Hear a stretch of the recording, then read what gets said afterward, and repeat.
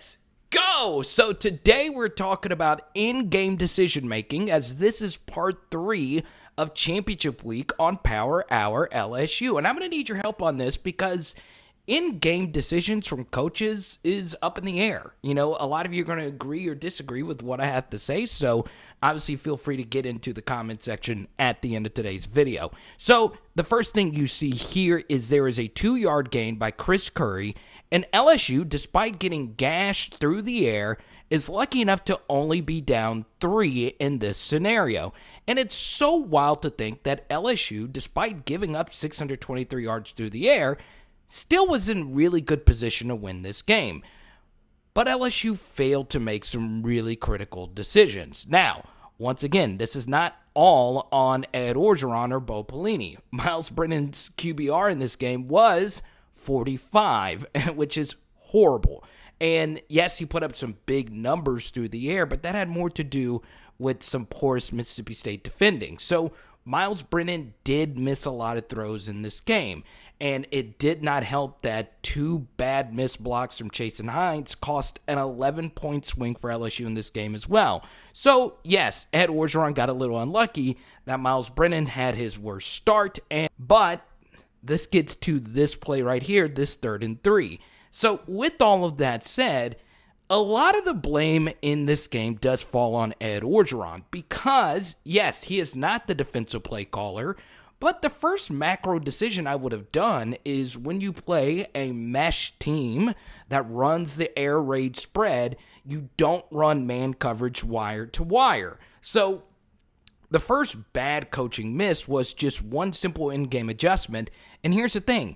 I understand Ed Orgeron is a CEO and he lets his coordinators coach, and that is a good thing, but it doesn't hurt to go to the coordinator and say, look, we need to quit running man coverage because we are running our guys ragged. But that is more of a macro decision. We are focusing now on more of a minor decision at this point. So LSU was 5 of 14 on 3rd down, but LSU's offense had been moving the ball, and they had started getting a groove in the second half, and honestly, Miles Brennan had missed a lot of throws up to this point. So it wasn't that LSU's play calls weren't working, it's just they were missing a lot of throws.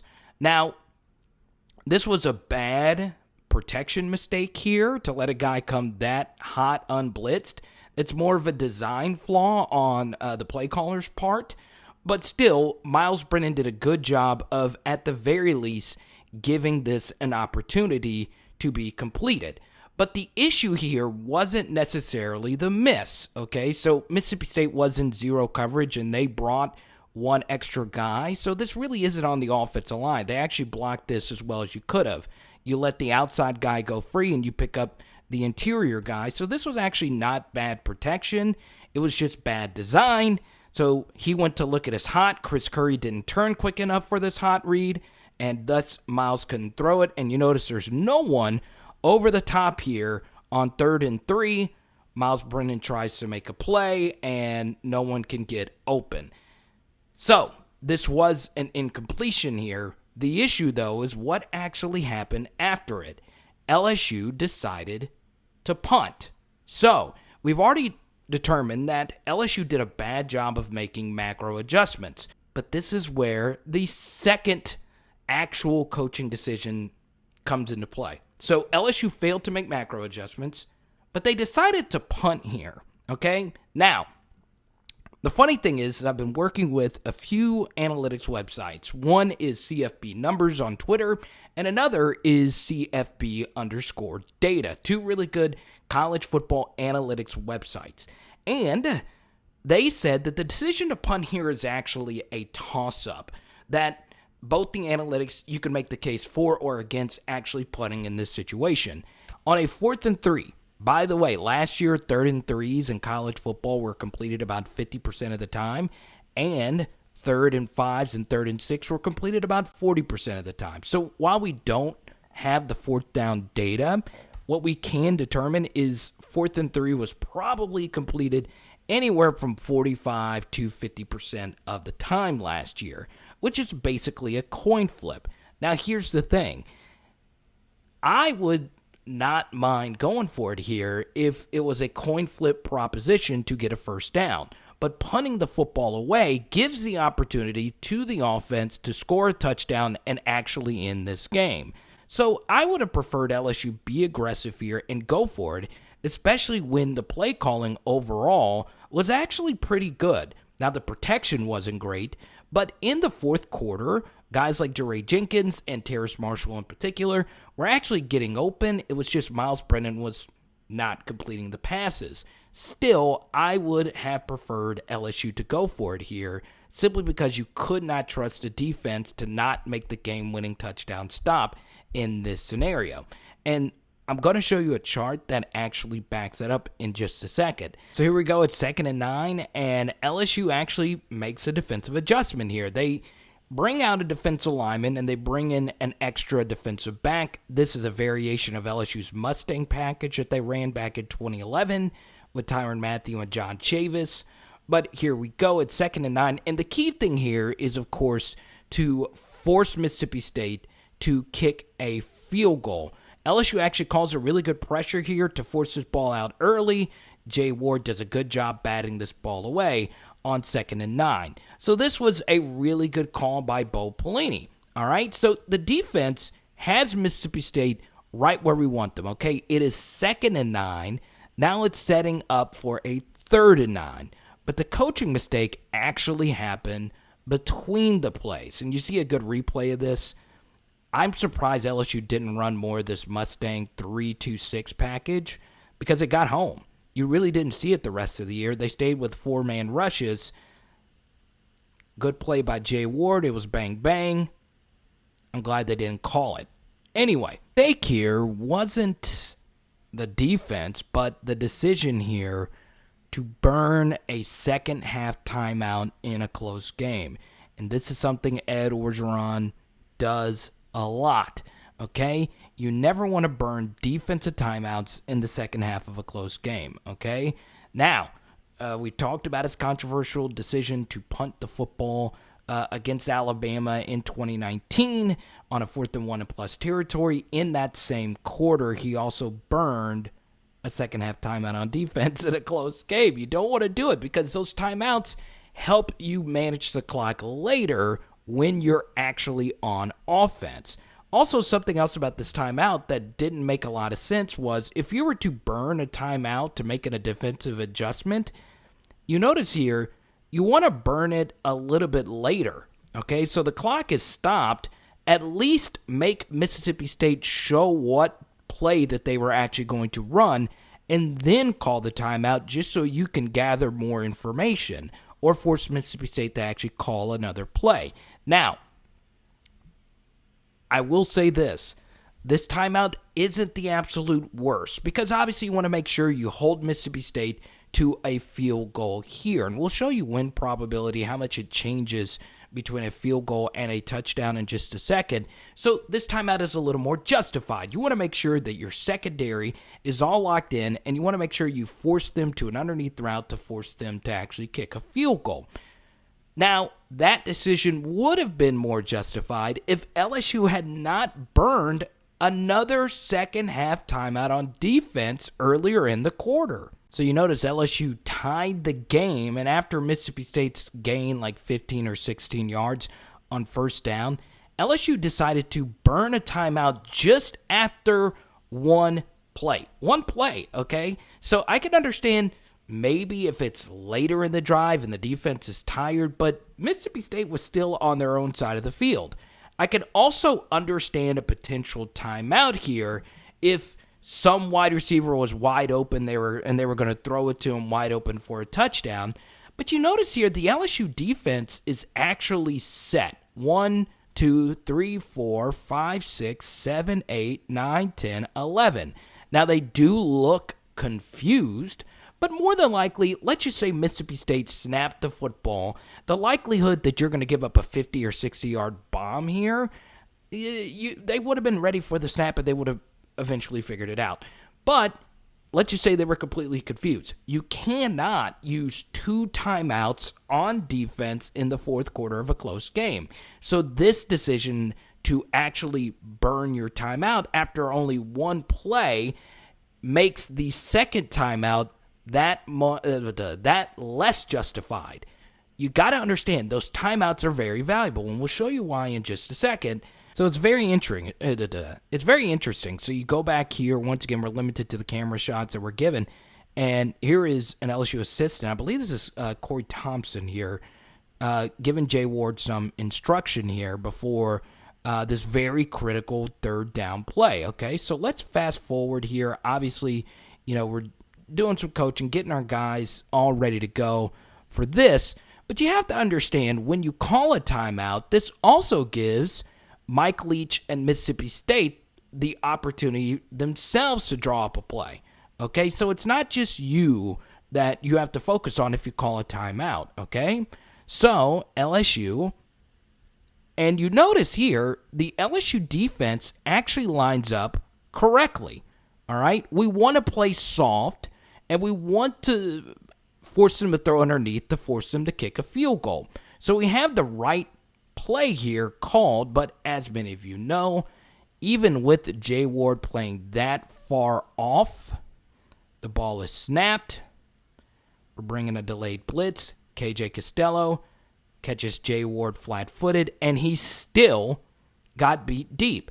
Now, Jay Ward was playing injured, and it didn't help that Derek Stingley Jr., less than 24 hours, was hospitalized, and that obviously played a big role into the pass defense's demise in this game. But there you go, okay? So you burned the timeout, and you still gave up the touchdown anyway. And once again, you called the right play. It just wasn't executed, okay? And Jay Ward, once again, was playing hurt. So I defend him. LSU's defensive back depth was very, very thin because of the Stingley and then the Kerry Vincent Jr. opt-out and all those different things. But still, you burned the timeout, and it still didn't work, okay? You burned 2 second-half defensive timeouts, and now you're left with only one. But I want to go back and tie in point number 2 with this play right here, okay? What I want to show you is how much punts sink your win probability, okay? Now, this was the play, all right? You remember this earlier. Miles Brennan pass incomplete to Chris Curry, okay?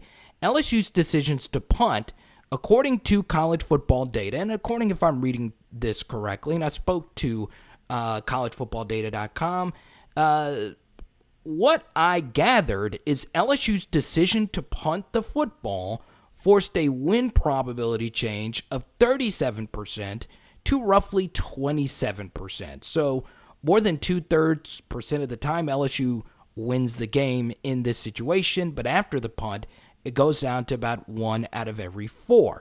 But this is what's really interesting, okay? This is why punting, you want to avoid punting in the fourth quarter of as many games as you possibly can, because this was actually the play before KJ Costello, of course, threw the game-winning or the game-sealing touchdown. You notice here, okay, LSU's win probability was higher at 31% than what it was when they actually punted the football. So in other words, LSU punted the football from roughly their 32-yard line.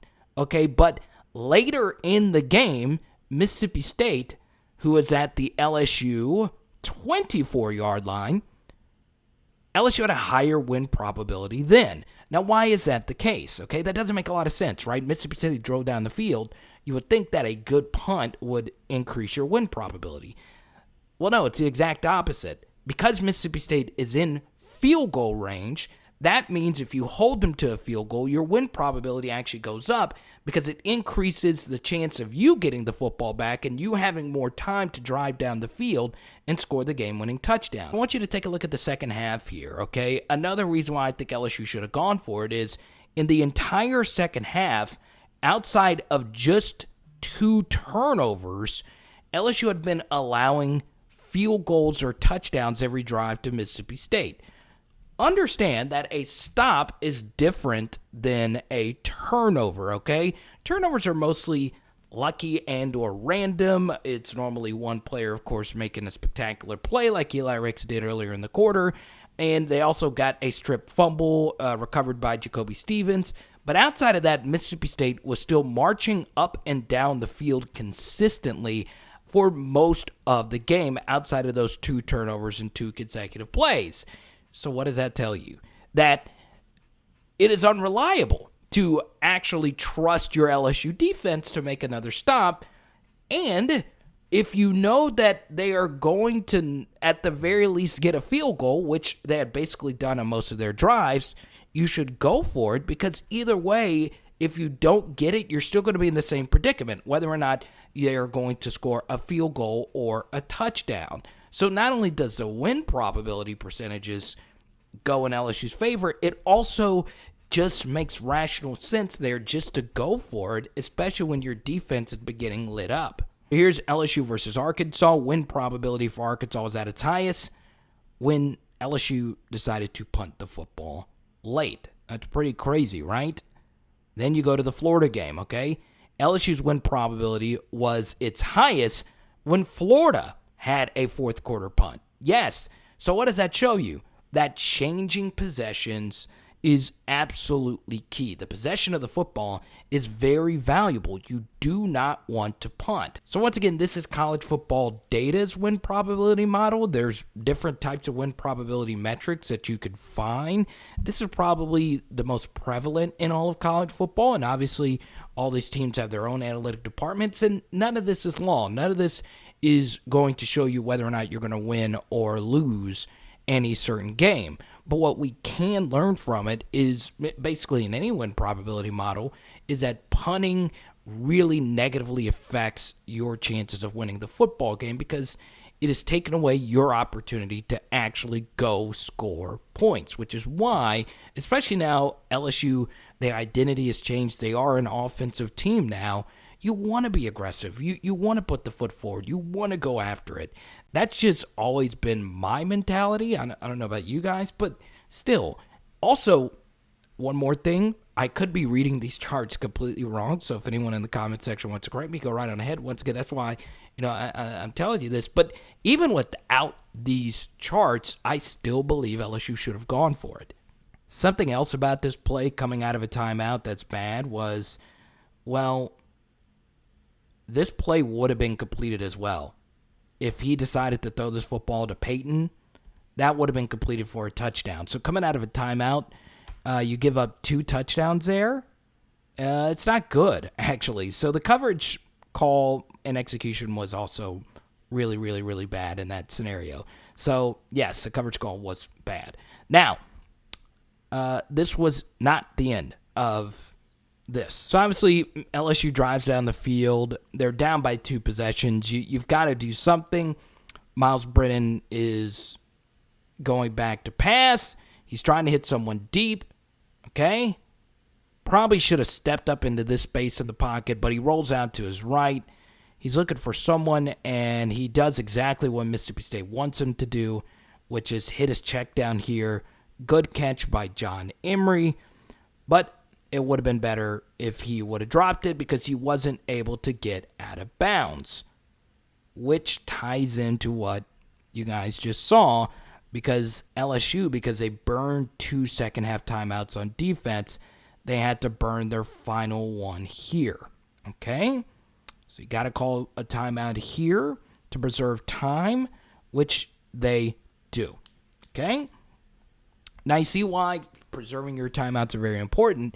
Even if this were still a one-possession game, LSU would still be in hurry-up mode with only 1 timeout left. Now, of course, Mississippi State's defensive calls would have been a lot different in that situation, but still, that's why you got to preserve your second-half timeouts. So, there you go. Now we're in this scenario where you're down by 10, and I'll be brief because this has been a little more lengthy. So now it's 2nd and 20, all right? LSU still decided not to kick the field goal here, even though you still need 2 possessions. So kick the field goal, and you still need the onside kick. You're going to need that regardless. So once again, if you're down by 8, 9, or 10, and there's less than 20 seconds left, you should probably just go on ahead and kick the field goal. Now, Racing Matt did a good job almost making this low percentage catch, but he didn't. And guess what? You would think at this point, LSU with 8 seconds left would go on ahead and kick the field goal, but they didn't. And Miles Brennan, of course, as you'll see in just a second, ended up getting another interception. Now, once again, that is a very minor thing, but still, everything else you saw in this video shows you that LSU did not coach this game well at all. Obviously, a lot of it was on the play calling. A lot of it was on Miles Brennan and the LSU offensive line, missing assignments, missing throws, and all of that. But even then, just a little bit cleaner coaching and maybe a little bit more aggression on fourth down could have won you this game. And the issue was that these coaching and management things, reared its ugly head against Missouri. They burned second half timeouts on defense. And they also did not make adjustments to what Missouri was doing offensively. And once again, you don't have to be the play caller to actually make those adjustments. You could be the head coach and go to your coordinators and say, hey, we should probably not run our safeties into the box and cover more ground on the back end to help out our secondary. Once again, LSU kept doing that with their pass defense and never changing it, okay? And I don't care if Bo Pelini is your defensive coordinator. You're the head coach. Go tell him, hey, let's just sink our safeties back further to make sure we're not giving up 20, 30-yard gains every play.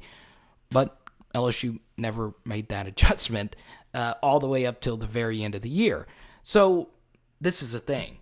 Those adjustments need to be made. Now, I do feel better about LSU's coordinators going into next season.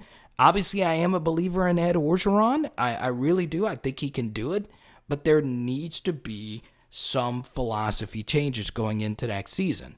Now, once again, everything I said in this video, a lot of you disagree. You think defensive timeouts in the second half are I guess you could say rational. You also think that you should punt on fourth down. I know some of you feel that way. I disagree with that. Now, obviously, you got to punt on some scenarios, but still, it's not optimal, and it does affect your play calling. Now, obviously, let me know in the comment section below how you feel about the coaching staff as far as game managing is concerned. Obviously, the wild card in this situation are two new coordinators who, both of which have never called plays before. And, maybe those guys are the answer. Maybe Brad Davis and Andre Carter and Blake Baker, infuse some new energy, and they also help out in that department as well. And overall, LSU does have a far better roster than what they had the year before. So this is a question. That's obviously the title of the video, and we saved it here for the end. Is Ed Orgeron a good in-game coach? Let me put it this way. He's not awful, but it's also not his strongest suit. Remember, college football coaches have a really busy plate, okay? They are the most important recruiter of your program. They're the most important fundraiser of your program. They are the most important leader of your program. PR disasters oftentimes fall on the coach. Obviously, there is a lot that goes into being an LSU football coach. So to do all of that while at the same time making these high-pressure situation decisions is a really hard thing to do. Remember, we're breaking this down in slow motion and discussing all the win probability charts and all those different things. It's a lot different when you're actually between the headsets in the middle of a pandemic, when there was rumors of a lot of off-the-field stuff. There's a lot that's obviously, that goes into being a head coach, which is why, LSU obviously has these huge coaching staffs with these huge groups of analysts that are assigned to do different things. LSU's just got to do a better job of this, because what you saw today, even if you take out the 4th and 3 situation, it was not a well-adjusted second half at all. In fact, LSU was not prepared to play at all. There was plenty of resources just online of how to stop a mesh air raid spread attack, and you don't do that by playing man coverage and running your guys ragged from start to finish with your best corner not in the game. So, it's just one of those things, right? And then, of course, these adjustments never really happen. Now, The thing is, we'll talk about a very interesting thing tomorrow that would also lend credence to the idea that Ed Orgeron is not necessarily the best in-game manager. So that will be tomorrow's video, so make sure you check that out.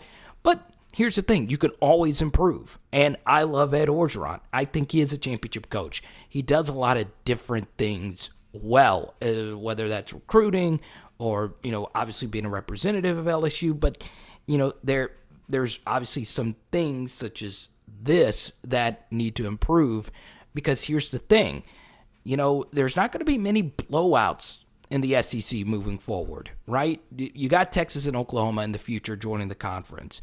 Arkansas, Mississippi State, Ole Miss, they're all going to play tight games. They're no longer run-over programs.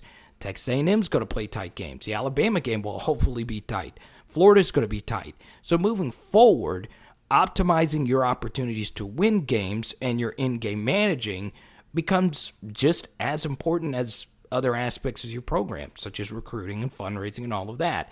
So, games are valuable. You don't have many every season, and that's why you need to be the best in-game manager you possibly can be, which is obviously taking into account what are the strengths of your roster and taking into account what the analytics say to do on certain downs and whatnot. So, yeah, I understand this was a deep and lengthy video with not so many fancy edits, but obviously, we've discussed this plenty of times on live streams, this very topic, and LSU is going to need better from basically anyone that wears a headset next season if they're going to run to the college football playoff, because the days of just trotting out Joe Burrow and blowing out teams is just not going to happen again.